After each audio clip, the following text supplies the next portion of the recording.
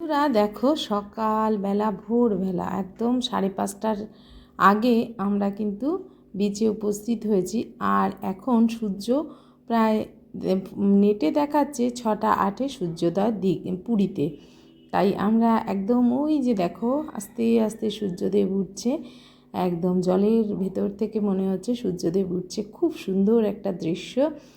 আর এইখানে এত ভোরবেলায় এত মানুষ স্নান করতে নেমে গেছে, আর চারিদিকটা এতটা সুন্দর। আর যেহেতু অমাবস্যার ছিল, তার জন্য জোয়ারের প্রচুর জল ছিল আর জোয়ারও ছিল, দুটো একসাথে মিলেমিশে প্রচুর জলোচ্ছ্বাস দেখা যাচ্ছিল। দারুণ একটা দৃশ্য।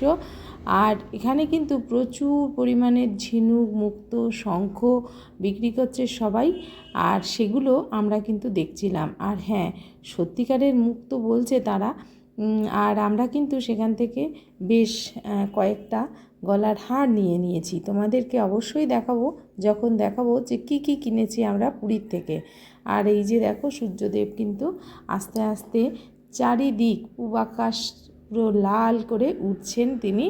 আর এই দেখো, জলের মধ্যেও কিন্তু তার ছায়া পড়ছে, কি যে সুন্দর লাগছে। আর অনেক অনেক কম দাম কিন্তু এখানে মুক্তো। যারা গেছো তারা তো জানোই, আর যারা যাওনি তারা কিন্তু গেলে ওরা অনেক দাম বলবে, তারপর তুমি অনেকটা কম দাম করে তোমরা কিন্তু মুক্তোর হার বা মুক্তোর জিনিস নিতে পারবে।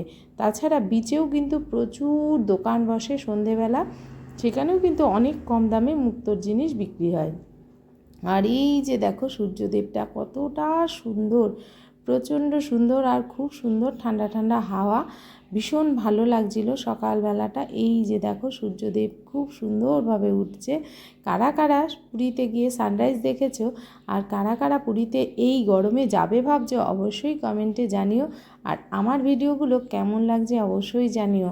আরও সুন্দর সুন্দর ভিডিও কিন্তু তোমাদের জন্য এনেছি সংগ্রহ করে, সেগুলো আস্তে আস্তে ছাড়তে থাকবো। আর এই যে বলতে বলতে দেখো, জল কিন্তু একদম আমার পায়ের সামনে চলে এসেছে।